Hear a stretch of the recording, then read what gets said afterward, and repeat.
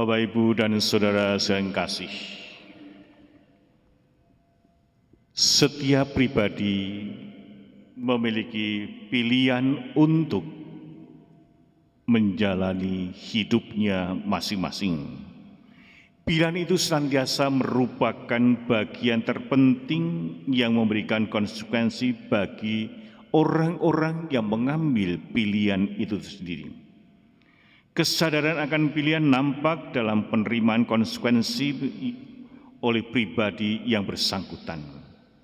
Jadi kalau seorang sudah memilih, sudah akan tahu resikonya, konsekuensinya, sekaligus juga akibatnya apa. Bapak, Ibu, dan saudara kasih, perikop Injil hari ini Yesus menyampaikan ucapan bahagia sekaligus juga peringatan kepada para muridnya. Yesus berkata, "Berbahagialah kamu, celakalah kamu." Kata-kata ini sederhana, tetapi mempunyai makna yang sangat dalam dan sangat mendasar bagi kita sebagai orang-orang percaya. Kata-kata Yesus itu tidak hanya ditujukan kepada muridnya, tapi ternyata juga ditujukan kepada para pendengarnya, termasuk kita semua saat sekarang ini. Maka dikatakan tadi, kata kamu berarti kita yang saat ini mendengar kata-kata Yesus itu diajak terlibat secara aktif di dalam kehidupan kita. Bapak, Ibu, dan saudara kasih, kata-kata Yesus dalam Injil Lukas pasti menimbulkan pertanyaan bagi banyak orang, juga termasuk kita semua yang pagi hari ini ikut perayaan KSD. Kok Yesus begitu kejamnya? Mengapa Yesus berkata, "Berbahagialah kamu yang miskin, yang lapar, yang dikucilkan, yang dibenci dan sebagainya, ditolak"? Masa orang-orang seperti itu bisa berbahagia? Logika dunia pasti akan berbeda dengan logika Allah. Logika ilahi berbeda dengan logika manusiawi. Karena apa? Pada umumnya manusia itu berpikir bahwa orang yang bahagia itu adalah orang yang kaya, orang yang hidupnya berkelimpahan harta, kedudukannya hebat, dipuji, disanjung di mana-mana. Masa orang miskin, lapar, itu malah bahagia? Itu sungguh-sungguh aneh apa yang dikatakan Yesus. Karena orang-orang pada zaman dulu, ya saat ini pun selalu akan berpikir, ya kalau bahagia itu, ya kalau sudah orang itu sehat, mempunyai harta, kekayaan, dan sebagainya, pasti bahagia. Mau pergi kemana saja bisa, mau makan apa saja bisa, di mana saja bisa. Itu pikiran orang-orang dunia. Dan mungkin juga sering menyelinap di dalam pikiran kita. Lalu kalau kita melihat orang yang sedang menderita, orang yang sedang sakit, lalu kita berpikir, dia pasti tidak bahagia. Bapak, Ibu, dan saudara kasih, Yesus tadi berkata, "Celakalah kamu." Ini adalah suatu peringatan bahwa Yesus bukan benci dengan orang-orang yang kaya, bukan membenci dengan orang-orang yang bisa tertawa, bisa membenci orang-orang yang bisa makan apa saja semaunya. Bukan. Tapi Yesus mengingatkan kepada manusia, juga kepada kita sekalian, jangan sampai kita terikat pada hal-hal seperti itu sehingga membuat kita menjadi menderita. Sehingga kalau kita perhatikan dengan baik, kadang-kala kita berpikir, wah dia pasti bahagia karena rumahnya besar, mobilnya mewah, wah pokoknya tanahnya pun berhektar-hektar, pasti bahagia. Belum tentu. Kebahagiaan itu soal batin, soal pikiran. Sehingga kalau kita hanya melihat secara kasat mata, mungkin kita akan terjebak dalam pikiran-pikiran kita sendiri karena pikiran kita dipenuhi dengan hal-hal yang duniawi. Bapak, Ibu, dan saudara kasih, dambaan dan tujuan hidup manusia ialah mengalami suatu kebahagiaan. Itulah kerinduan bagi kita semuanya. Namun terkadang kita beranggapan bahwa hidup bahagia itu diperoleh ketika seseorang memiliki segala-galanya. Tidak sakit, tidak menderita, semuanya berjalan dengan mulus dan halus. Itulah anggapan-anggapan yang sering muncul di dalam pikiran kita. Tapi apakah demikian? Belum tentu itu yang dirasakan. Justru seringkali banyak orang yang kelihatannya segala-galanya secara duniawi tercukupi, bahkan berkelimpahan, tapi tidak bisa menemukan kebahagiaan dalam batinnya. Mau tidur pun harus minum obat tidur. Padahal semuanya ada dan sebagainya. Bapak, Ibu, dan saudara kasih, kalau Yesus memperingatkan cekalah kamu yang kaya dan sebagainya, ini bukan berarti bahwa Yesus itu melarang orang memiliki harta, melarang orang hidup sejahtera, melarang orang tertawa dan makan minum sepuas-puasnya.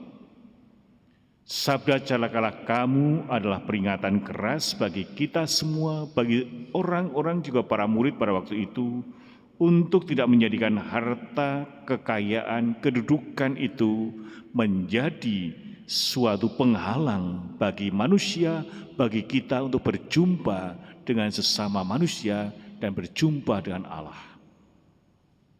Betapa sering ketika kita atau manusia itu masih sederhana, kita mudah dijumpai. Tapi ketika mempunyai suatu kedudukan, sulit dijumpai. Ya kan? Sehingga kedudukan menjauhkan seseorang dari sesama dan mungkin juga menjauhkan orang dari Allah. Karena sudah menjadi pejabat tinggi, kalau pergi ke gereja pun harus ada ajudannya, disiapkan tempatnya dan sebagainya. Dulu enggak, bisa duduk di mana saja, bisa di depan, bisa di belakang, bisa di samping dan sebagainya. Inilah yang dikritik oleh Yesus. Bahwa ketika seseorang memiliki kedudukan, mempunyai posisi dalam masyarakat, seringkali semakin jauh dari sesama manusia, bahkan juga jauh dari Allah. Karena semuanya protokoler, diatur dalam macam-macam. Bapak, Ibu, dan saudara kasih, Yesus lewat Injil hari ini menyapa dan mengecam kita secara langsung. Berbahagialah, di sini berarti pernyataan dan penegasan, bukan suatu harapan. Orang-orang yang miskin, lapar, dan menangis disebut bahagia. Sungguh hal ini mengejutkan bagi orang-orang yang hanya berpikir secara duniawi. Dan ini bukanlah cita-cita manusia, mungkin juga bukan cita-cita kita semuanya. Masa kita mau miskin? Masa kita mau menderita? Tapi mari kita renungkan, apa sih yang dimaksud Yesus di sini? Seruan Yesus berbahagialah ditujukan pada mereka yang mengalami kesulitan dalam hidup berkaitan dengan iman mereka. Disinilah kita temukan. Jadi Yesus bertujuan banyak orang yang mengalami kesulitan dalam hidup mereka karena iman mereka. Mereka menjadi miskin, mereka menjadi lapar, mereka menjadi dibenci, dikucilkan, dicela, dan ditolak. Itulah harga bagi orang-orang yang mau mengikuti Yesus. Namun Yesus memberikan suatu janji, suatu penghiburan. Kamu menderita seperti itu, tapi kamu nanti akan mengalami suatu kebahagiaan. Maka lihatlah para martir, orang kudus, mereka mengalami itu semuanya. Mereka berbahagia walaupun merasa miskin, merasa lapar, merasa dikucilkan dan sebagainya. Bahkan para martir menyerahkan nyawanya, tapi mereka menemukan suatu kebahagiaan. Seruan celakalah kamu ditujukan pada mereka yang kaya, yang kenyang, yang mungkin pada saat ini mendapatkan pujian di mana-mana, dihormati, disanjung. Mereka merasa nyaman dengan apa yang mereka miliki. Mereka merasa nyaman dan aman dengan apa yang ada di dalam dirinya. Sehingga apa yang ada dalam dirinya dinikmati seorang diri. Karena dinikmati seorang diri, tidak lupa berbagi juga kepada sama manusia. Maka orang-orang seperti ini akan celaka, hidupnya akan menjadi hampa, kosong.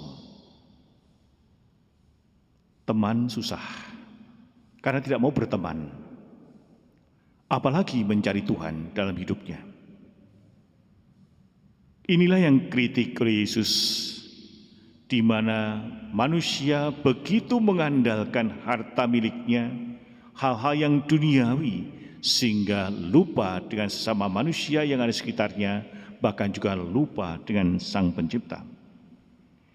Di dalam hidup kita dia berhadapkan dengan bermacam pilihan seperti itu. Kita dipanggil untuk sungguh-sungguh menjalani kehidupan ini bersama-sama dengan yang lain.